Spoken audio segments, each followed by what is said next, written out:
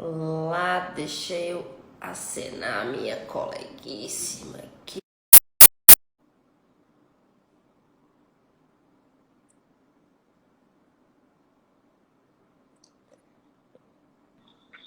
Olá, Oi, doutora Denise, boa noite. tudo bom? Ajeitar aqui, tudo bem? Isso, tudo bem. Deixa eu ajeitar a minha também, porque eu acho que ela ficou muito em cima, tá ótimo assim. Boa noite para vocês que estão entrando, André, Eneide, sejam todos bem-vindos. Vamos para a nossa live de quinta-feira. Uma live no feriado, É né? a live do feriado. Uhum. E aí, queremos agradecer a participação de vocês. Deixa eu já fixar o tema aqui da live, porque quem for entrando já vai saber qual é o assunto que nós Já estamos vai tratando. sabendo. Doutora Denise, quer convidar o pessoal para participar das nossas redes, enquanto isso? Então vamos, vocês que estão entrando, nós temos um canal no Telegram, doutora Poliane e eu, em que desenvolvemos um trabalho de assessoramento empresarial. O link está nos nossos feeds, né? Na nossa bio, na verdade, né? Então, é só chegar lá, clicar e já cai no endereço do Telegram. Diariamente nós colocamos notícias e também muito conteúdo jurídico do interesse dos empresários. É um canal bem dinâmico e nós aguardamos aí a presença de vocês, aguardamos lá vocês estarem participando. Além disso, a doutora Poliane Fialho tem o Instagram dela, Poliane Fialho ADV, e eu tenho meu Instagram, Denise Machado ADV, e juntas também temos esse projeto de lives semanais, em que buscamos aproximar os nossos seguidores, os amigos das redes sociais, de temas jurídicos que são de conhecimento importante para o nosso dia a dia. Verdade. Então, a gente tenta trazer aqui para vocês toda semana conteúdos importantes, voltados, né, para os empresários, como a doutora Denise falou, e também nós atuamos, né, em direitos de família, violência doméstica, em outras áreas, e aí nós sempre comentamos conteúdos importantes que são relacionados a esses pontos. E aí, hoje, a nossa live maravilhosa sobre recuperação judicial. Pois é, Quer aguardar mais um minutinho ou acha que já podemos começar? podemos começar, né? Sim. Vamos manter o nosso horário, o pessoal vai chegando e a gente vai dando notícia. Mas então hoje nós vamos conversar sobre recuperação judicial, né? Sob o comando da Lei, o Instituto Jurídico, sob o comando da Lei 11.101 de 2005. E o que é a recuperação judicial. Aliás, doutora Poliane, antes de entrar no assunto, é preciso dizer que é um assunto muito oportuno, né? Porque nós estamos agora vivendo num momento de crise, de pandemia, foi escolhido exatamente para nós conseguirmos prestar vários esclarecimentos sobre o assunto, que é um assunto complexo, inclusive, né? E é de pouco conhecimento, não é um instituto de rotina, mas então, hoje nós estaremos conversando exatamente sobre recuperação judicial para que os nossos empresários que estão passando dificuldades consigam avaliar, né, o formato desse instituto. Quero também lembrar que é uma ferramenta, né, de auxílio ao vencimento da crise, mas que ela também deve ser muito bem analisada, a adoção do Instituto deve ser muito bem analisado pelas razões que vocês vão verificar no andamento aí da nossa conversa. Então, a recuperação judicial é um processo judicial, em realidade, né, que visa auxiliar o empresário na superação da crise. Então, é um processo em que o empresário que está com dívidas, com dificuldades de cumprir os seus compromissos, ele busca o apoio do judiciário para fazer a sua negociação com os credores, apresentar uma proposta de pagamento dos débitos, das prestações vencidas e vincendas, porque a recuperação judicial, ela abrange os débitos vencidos e vincendos, não é isso? E em prol de manter a sua empresa, manter a atividade empresarial, até porque é importante para o Estado que esse empresário mantenha a sua atividade. O segundo objetivo é a empresa manter a sua função social, porque uma empresa gera empregos diretos e também indiretos. E é aí que eu digo, também há o interesse dos credores, não apenas em relação ao recebimento, mas a preservação dessa empresa no mercado, porque os credores mantêm seus empregados, né, em face exatamente desse empresário que está passando dificuldade, mas que faz as suas contas, as suas encomendas.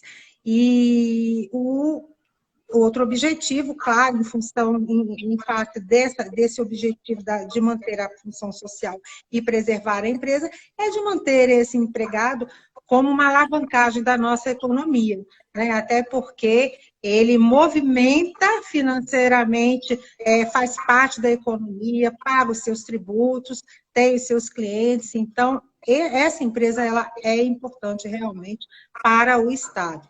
E quem pode pedir a recuperação judicial? O devedor, somente ele. E em que condições? Ele tem que estar no mercado como empresário há no mínimo 2 anos. Ele não pode ter um histórico de recuperação judicial, né, de outras empresas ou da própria empresa, em tempo inferior a 5 anos.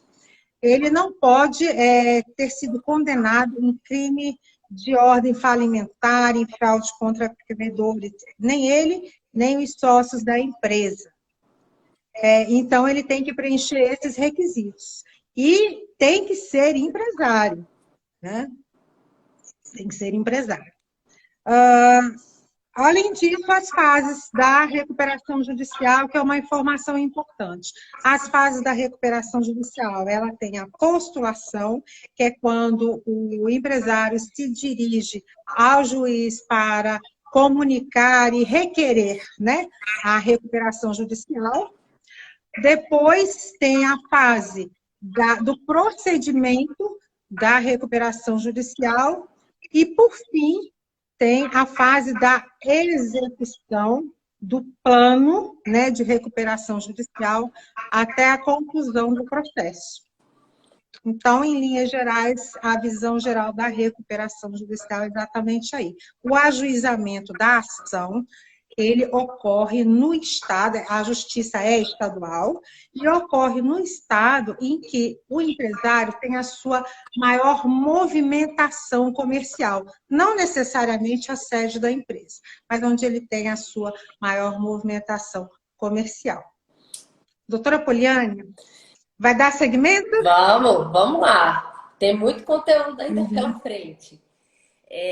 Como a doutora Denise estava falando a respeito da recuperação judicial, ela é muito importante, porque assim, o objetivo, né, desse pedido ao judiciário é realmente o intuito da preservação da empresa, né, desse princípio aí consagrado da preservação da empresa, para facilitar, né, para ser um mecanismo para auxiliar essa empresa a superar essa crise econômica financeira. Tá? Inclusive, como a doutora Denise bem falou, é interesse também dos credores, né? Uma vez que eles querem receber.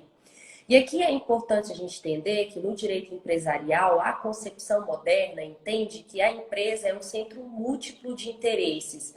Então, ela gera empregos, ela recolhe impostos, ela propõe inovação, ela traz desenvolvimento regional e local. Então, em razão disso, a lei disponibiliza esse mecanismo da recuperação judicial, né, para ser uma oportunidade, uma tentativa de superação dessa crise. E aí é bom a gente ressaltar aqui que esse pedido de recuperação, ele só vai se dar naqueles casos em que a empresa possui pelo menos condições mínimas, né, de se reorganizar e superar essa crise. Porque se não for possível, nós como advogados e o nosso cliente devedor, não vamos pedir a recuperação judicial, tá? Pode ser até uma hipótese de uma decretação de falência. Então, é importante a gente ter isso em mente. E aqui, o primeiro aspecto importante da minha fala que eu vou trazer para vocês nesse primeiro momento é tratar dos requisitos que a lei impõe no seu pedido de recuperação judicial. Então, quando você move essa ação, é necessário que na sua petição, o devedor, que é a empresa, né, através dos seus sócios, comprove uma série, né, de relações de documentos e de situações fáticas para que o juiz analise todas elas e venha posteriormente decretar essa recuperação judicial, tá? Então, vamos lá. Lá no artigo 51 da Lei 11.101, que trata da Lei de Recuperação Judicial e Falência, ela traz um rol, né, de exigências que precisam conter na petição inicial. Então, só para vocês entenderem o que é exigido aqui. Primeiramente, no processo, né, nesse pedido, o devedor ele precisa expor realmente as causas concretas da sua situação patrimonial. Então, ele vai expor o que ele tem de patrimônio e também as razões que levaram a essa crise econômica financeira, né, para pautar o pedido de recuperação judicial. Segundo ponto, ele tem que demonstrar todas as relações contábeis dos 3 últimos exercícios, como balanço patrimonial, demonstração dos resultados acumulados, o fluxo de caixa, tudo que vocês imaginarem, o resultado do último exercício social, todos esses dados são importantes para demonstrar para o juiz que essa empresa realmente está passando por uma crise, tá? O que mais é necessário? É necessário também relacionar o nome de todos os credores. Então, nesse aspecto, a lei impõe que haja o endereço deles, a natureza desse crédito, a classificação, o valor atualizado, qual é o montante, né, desse débito, desse devedor, qual é o crédito que o credor vai receber. Vai discriminar a origem, o vencimento, e aí todos os registros dessas transações precisam conter aí nessa petição inicial. Também é importante que a empresa faça uma relação de todos os seus empregados. Então, é uma lista completa, com o nome de todos eles, as funções que eles desempenham, os salários que eles recebem, se existe alguma indenização para ser paga, qual é esse valor, qual é o mês de referência que ficaram em aberto essas parcelas. Então, tudo isso precisa ser demonstrado no processo. É exigido também a certidão de regularidade do devedor no registro público das empresas, bem como o ato constitutivo atualizado e todas as atas de nomeações dos atuais administradores.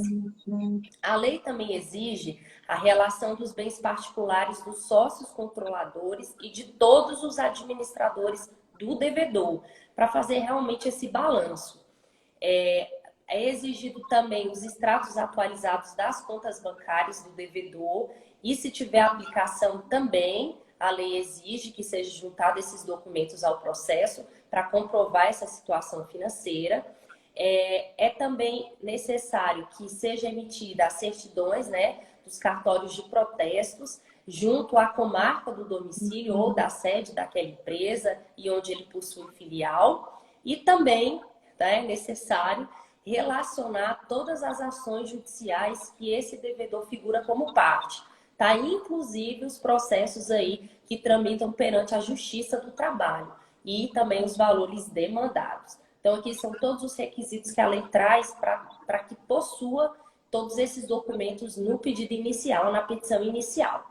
Quando a gente fala da recuperação judicial, nós trazemos 2 figuras importantes durante esse procedimento. Um é o do administrador judicial, que nós vamos falar bastante o nome dele aqui, e o outro é o comitê de credores. Então, só para explicar para vocês rapidinho como é que funciona, para quando nós trazermos essas informações acerca dessas 2 figuras, vocês entenderem como é que funciona. Quem é esse administrador judicial? Na verdade, é um profissional idôneo que a lei, essa lei que nós estamos tratando, a 11.101, ela traz que existe uma preferência desse profissional, que é o advogado, mas também pode ser um profissional da área de economia, pode ser um administrador de empresas, um contador ou até mesmo uma pessoa jurídica especializada. E aí, dentro desse procedimento, dentro desse processo de recuperação judicial, esse administrador judicial ele vai desempenhar papéis importantíssimos. E aqui eu trago alguns deles para vocês entenderem quais são os deveres desse administrador. Quando o processo de recuperação judicial se inicia, ele, administrador judicial, ele vai enviar correspondência para todos os credores, informando a data desse pedido de recuperação judicial. Ele vai fornecer todas as informações requeridas pelos credores interessados, ele vai dar extrato dos livros do devedor, ele vai elaborar a relação de credores, inclusive vai consolidar esse quadro geral de credores que vocês vão entender daqui a pouco como é que funciona. Ele vai fiscalizar as atividades do devedor, que é da empresa.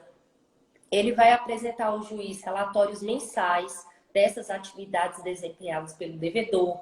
Ele vai arrecadar os bens, os documentos do devedor, vai fazer a avaliação desses bens. Inclusive, se ele tiver que ser substituído, destituído ou até mesmo renunciar ao cargo, ele também vai prestar contas ao final do processo, de todas essas atividades que lhes são atribuídas. E aqui uma observação com relação ao administrador judicial é que ele vai ter uma remuneração, o valor fixado pelo juiz, inclusive a forma de pagamento, né, para que ele receba aí a devolutiva dos seus honorários, né, do que ele trabalhou. E aqui, por último, o comitê de credores, que é uma outra figura importante. Como é que funciona essa relação de credores, né? Durante a recuperação judicial, aqueles credores interessados em receber os seus créditos, eles vão se habilitar nesse processo de recuperação.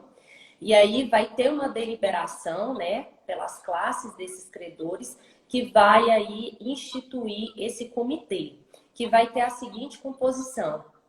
Primeiro, vai ter que ter um representante da classe de credores trabalhistas com 2 suplentes para tratar dessas matérias trabalhistas que tem preferência. Segundo, um representante da classe de credores de direitos reais de garantia ou privilégios especiais com 2 suplentes. E aqui esses direitos reais diz respeito normalmente à hipoteca, penhor, que é a segunda classe de crédito aqui.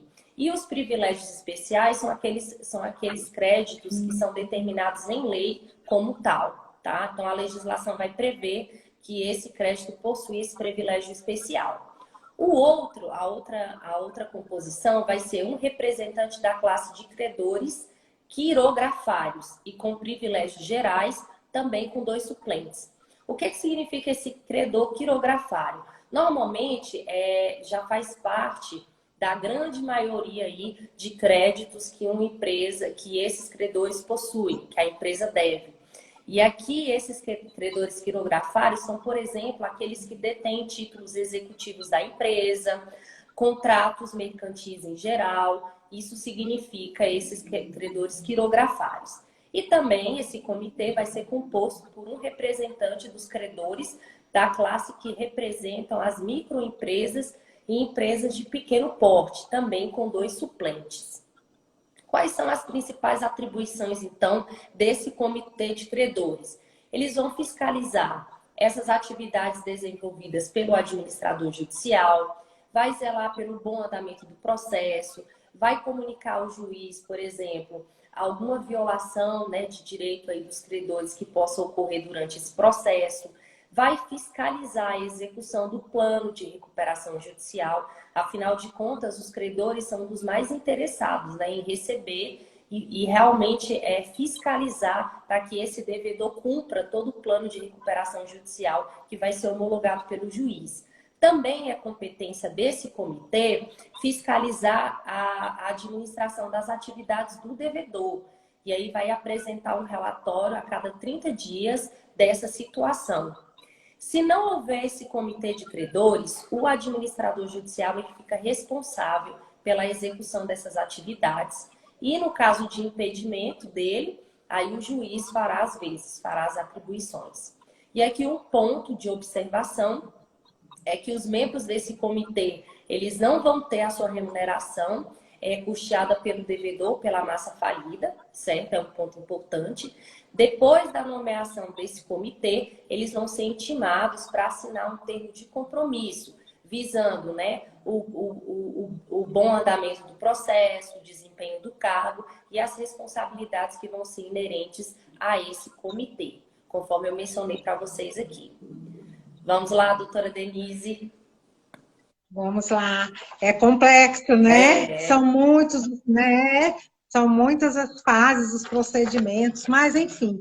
E aí, partindo de tudo que a doutora Poliane comentou, nós vamos ao plano de recuperação judicial, que esse, inclusive, eu digo que sob a minha ótica, é a fase mais importante do processo de recuperação judicial, porque é o plano de recuperação que vai dar o comando, é o plano de recuperação que vai apresentar o convencimento. E é nesse plano de recuperação que eu considero também muito importante a participação do advogado, do contador. É um instrumento multidisciplinar, né? Então, participa o advogado, o contador, o economista. Então, é um instrumento base. É daí que a Assembleia Geral de Credores vai avaliar e o juiz vai dar seguimento. Mas o plano, que é esse plano? Em primeiro lugar, ele deve ser apresentado 60 dias após o deferimento da recuperação judicial. E se não o fizer, o juiz decreta a falência da empresa. Então, isso é muito sério. Quando se propõe uma recuperação judicial, tem que ter um acompanhamento muito efetivo porque os reflexos, depois as repercussões da inobservância de qualquer ato, culmina com a falência. Quem apresenta o plano é o devedor. E o que consta desse plano? Esse plano ele vai exatamente informar os credores, tem esse quadro geral de credores vai constar do plano de recuperação, a forma de pagamento a esses credores, né? As datas, as formas de pagamento, o número de parcelas, a partir de quando. Esse plano de recuperação também vai ter os ativos, o rol dos ativos da empresa, as contas bancárias, como a doutora já falou, e vai ter a avaliação dos bens dessa empresa. Então, tudo isso vai constar do plano. E mais, o devedor vai ter que demonstrar aí a viabilidade econômica de tudo que ele está propondo. E então ele vai ter que demonstrar um histórico, né, do seu faturamento, um faturamento médio, vai ter que demonstrar o tempo que ele vai conseguir cumprir, se ele realmente consegue cumprir de acordo com a sua proposta. Tudo é muito técnico, né? Não tem bases em achismos, tudo é muito técnico. A partir daí, o juiz publica em edital a apresentação desse plano e vai abrir prazo mínimo de 30 dias para que qualquer pessoa apresente suas objeções. Não apresentando as objeções, o juiz defere o plano de recuperação. Em alguém apresentando objeções, algum credor, então o juiz convoca a Assembleia Geral de Credores para que se pronuncie em relação ao plano. Esse momento é um momento bastante favorável, inclusive, para que devedor e credores entrem em negociação, para que os credores proponham alguma nova condição, o devedor também. E digo mais, é o momento em que, no plano de recuperação, e é nesse momento que o devedor pode, inclusive, conseguir redução da sua dívida junto aos credores. Isso é muito comum. E, é claro, o que for proposto pelos credores, pela Assembleia Geral de Credores, o devedor tem que concordar. Então, não havendo concordância, o juiz decreta a falência.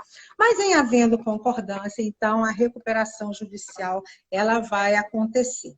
O administrador pode continuar na administração da empresa se não houver restrições em relação a isso. O que são essas restrições? O próprio plano de recuperação pode, por razões diversas, propor que a empresa seja administrada por uma outra pessoa. O administrador, ele pode se manter na administração se não houver esse tipo de restrição, mas ele tem que ter uma conduta, né, ilibada na administração da empresa. Ele não pode realizar gastos excessivos, ele não pode ser condenado por crime, fraude contra credores, crimes de ordem falimentar, senão ele é retirado da administração. Doutora, após isso, em face do deferimento da recuperação judicial, que terá seu curso, é importante lembrar que os créditos, as dívidas tributárias, elas não entram, né, no plano de recuperação. Essas dívidas são ajustadas, parcelamentos, enfim, com o próprio órgão, né, da Receita, da Fazenda, estadual, municipal, federal, que eles têm procedimentos específicos, mas é claro que não entra. As dívidas trabalhistas que constarem do plano de recuperação judicial, elas devem ser liquidadas no prazo de 1 ano. E a empresa em recuperação judicial, ela, em todos os atos, em todos os contratos, ela terá a inscrição, empresa tal, em recuperação judicial. Da mesma forma, será noticiado ao registro do comércio o deferimento da recuperação judicial em favor dessa empresa. E como ficam as microempresas? Em realidade, a Lei 11.101, ela traz um capítulo especial em que ela se reporta a um plano especial em favor das microempresas. Mas, em realidade, é opinião geral dentre os advogados que não é aconselhável que a microempresa opte por esse plano especial, até porque ele nem vem em muitos detalhes diante da lei. Mas as condições que são colocadas para a microempresa, diferentemente do que se esperava, elas não são tão favoráveis. Então, esse plano de recuperação judicial, que é aplicável às demais empresas, é o mais favorável, inclusive para a microempresa, isso é uma opinião geral no ambiente jurídico, e, é claro, a microempresa ela pode optar por aderir a esse plano judicial, que com certeza é mais favorável. Então, eu posso até citar aqui, por exemplo, no plano de recuperação judicial aplicável a todas as empresas, os bens que são aplicados, são utilizados na produção da empresa, eles não são arrolados no plano de recuperação, porque a ideia é que sejam preservados para a produção.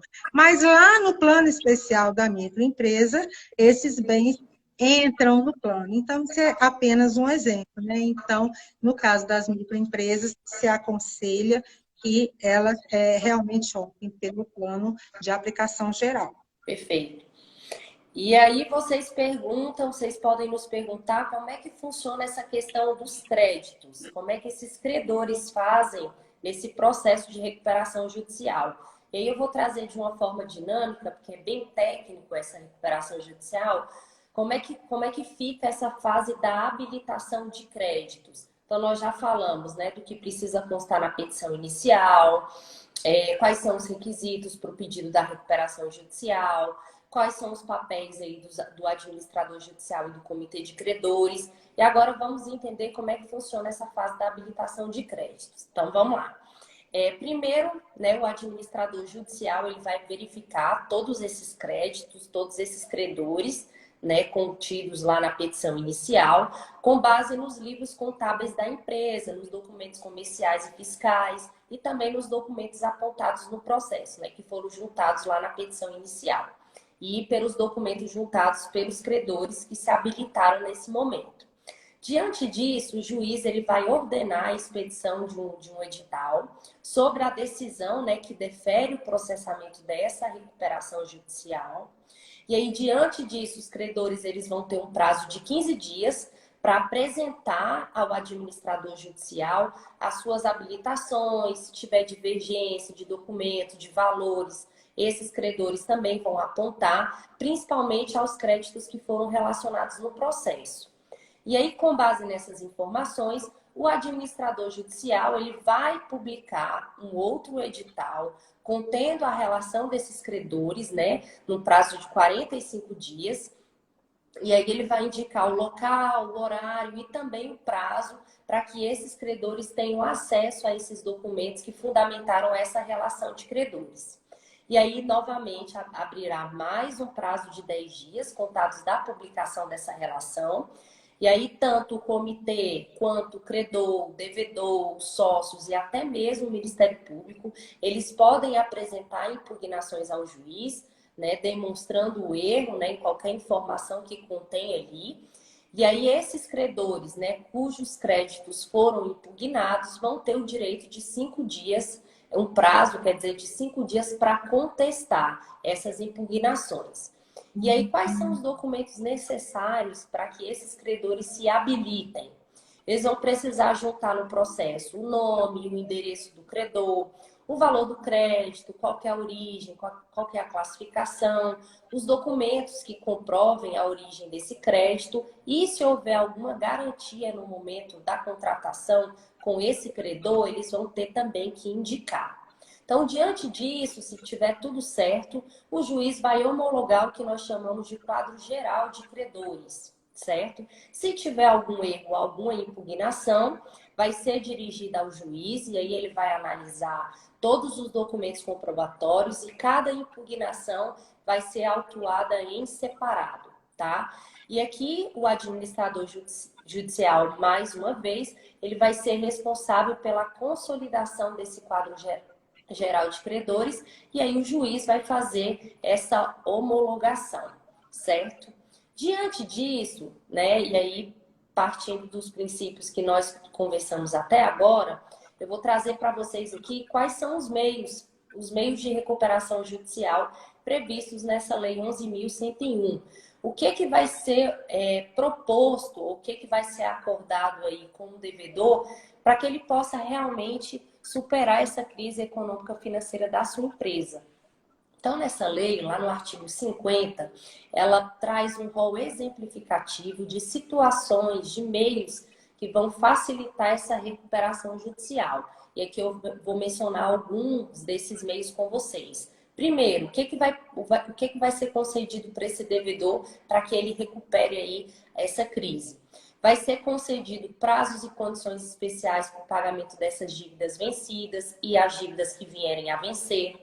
Vai ser dado a ele uma oportunidade, por exemplo, de cisão, incorporação, transformação dessa sociedade, constituição, né, de uma subsidiária integral, cessão de cotas, de ações, dependendo aí da forma de sociedade, sempre respeitando aí o direito dos sócios, claro. Pode ser concedida a alteração do controle societário, a substituição total ou parcial dos administradores dessa empresa, ou até mesmo a modificação nos órgãos administrativos. Pode ser concedidos, né, aos credores o direito de eleição em separado, né, desses administradores e do poder de veto também em relação às matérias que o plano especificar. Também pode ser conferido a esse devedor, a essa empresa, um aumento do capital social, a possibilidade de um arrendamento do estabelecimento. E aí, em matéria trabalhista, também pode ser um meio de recuperação judicial, a redução salarial, a compensação de horários, a redução de jornadas de trabalho, desde que, né, haja um acordo ou uma convenção coletiva nesse sentido. Também é possível que haja uma constituição de sociedade de credores, uma venda parcial desses bens, usufruto da empresa, administração compartilhada, emissão de valores mobiliários, enfim, uma série de meios, né, de exemplos que auxiliem essa empresa nesse momento de crise, para que realmente a recuperação judicial cumpra o seu objetivo, né, que é fazer com que a empresa consiga se reerguer e não seja decretada falência. né? Lembrando que, se não houver a observância de todos esses requisitos e o cumprimento desse plano, a empresa, infelizmente, pode, né, ir se encaminhando para esse processo de falência, que é o que a gente nunca deseja aí para uma empresa, né? Doutora Denise, vamos lá, mais alguma notícia boa para a gente sobre esse assunto? Em verdade, eu trouxe aqui uma jurisprudência fresquinha do dia 2 de junho, que foi uma decisão em pedido de tutela provisória, de urgência, apresentado ao STJ, em que o requerente em recuperação judicial, ele solicitou a atribuição de efeito suspensivo a recurso especial interposto contra acordo do Tribunal de Origem. E por quê? Porque o Tribunal de Origem decidiu, em agravo de instrumento de instituição apresentado pela instituição financeira credora, o Tribunal de Origem decidiu, antes mesmo da apreciação do plano de recuperação, pela nulidade do plano apresentado, porque, lembrando, o plano de recuperação, ele seria, em caso de oposição, seria apreciado pela Assembleia. Então, antes disso, o juiz nem deu curso ao assunto, ele já decretou a nulidade do plano de recuperação, por entender que uma cláusula de deságio, né, feria a proposta, né, o conceito do plano de recuperação. Então, ele desprezou a soberania da Assembleia Geral de Credores, né? De mesma forma, ao analisar, também o Tribunal de Origem entendeu, pediu a comprovação no prazo máximo de 30 dias do cumprimento do pagamento das obrigações trabalhistas no prazo de 1 ano, né, que deveria ocorrer no prazo de 1 ano, mas, enfim, entendeu o tribunal que esse prazo de 1 ano, a contagem, né, deveria ocorrer da forma que não foi considerada adequada pelo requerente. Então, o STJ decidiu favoravelmente, concedeu a tutela e, em sede de tutela, entendeu que realmente o requerente assistia razão ao requerente. Obviamente que essa decisão, como ela é em sede de tutela, ela ainda vai passar por uma nova apreciação no âmbito do STJ. Mas, enfim, a conclusão é que os prazos, né, que são definidos para o curso, né, da recuperação judicial, o curso do plano de recuperação, e esse escopo do plano de recuperação, quando ele traz alguma novidade ou alguma inovação que gere uma discussão, uma oposição, entendeu, né, realmente o STJ em sede liminar que deveria passar pelo crivo da Assembleia Geral de Credores. E agora nós vamos aguardar, né, a decisão final. Verdade, até mesmo porque todos esses meios trazidos, né, por essa lei, a 11.101, todos esses requisitos precisam ser cumpridos. E esse plano de recuperação é essencial, porque é a partir daí que o devedor, né, a empresa, vai basear né, todos os atos que ele vier a seguir para que realmente sejam em sentido ao cumprimento desse plano. Até porque, como nós mencionamos aqui, né, se não houver esse segmento, infelizmente, será decretada a falência dessa empresa. E aqui, por fim, né, eu trago para vocês um projeto de lei que eu achei importante para comunicá-los, né, de todas essas discussões que estão acontecendo agora no Congresso Nacional. Existem vários projetos de lei tramitando tanto na Câmara quanto no Senado.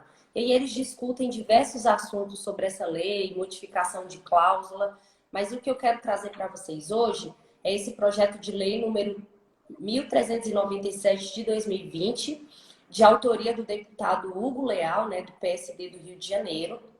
E aí ele propôs a alteração de diversas regras dessa lei, né, dessa lei de recuperação judicial e falência, para acomodar justamente esse impacto econômico provocado pela pandemia, que as empresas tanto têm sofrido com relação a isso.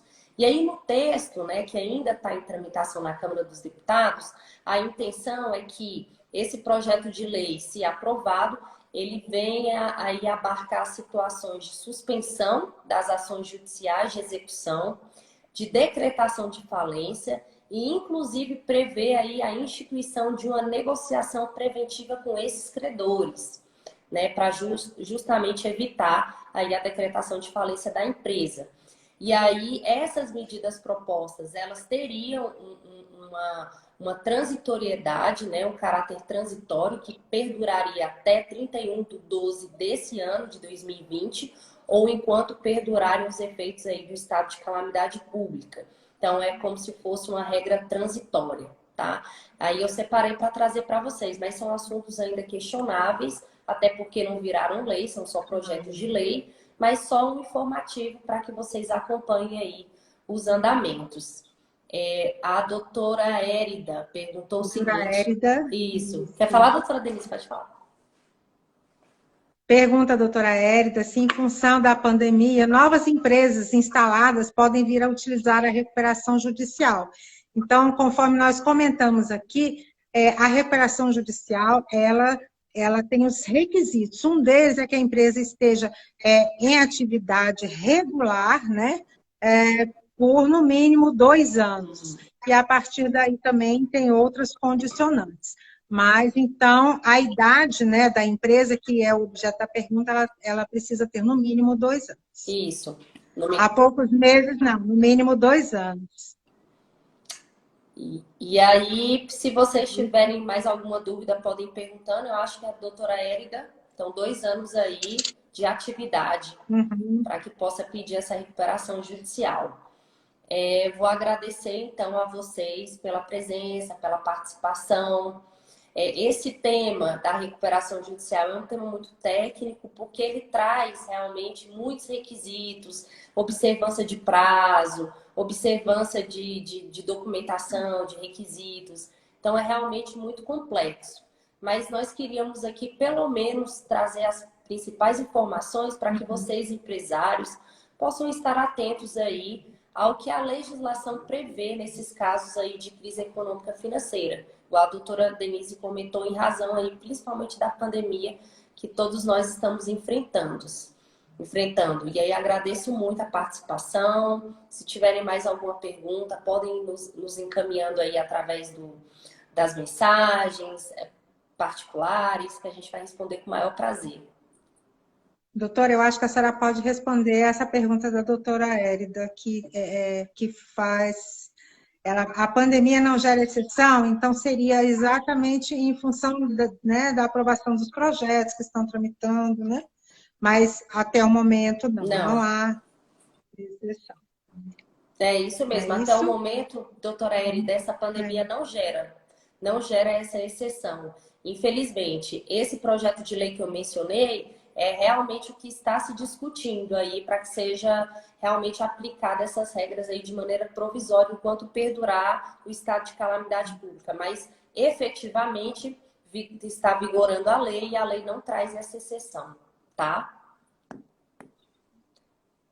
Encerramos, doutora? Encerramos.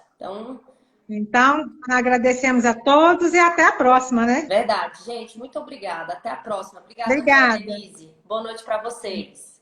Boa noite. Tchau, tchau.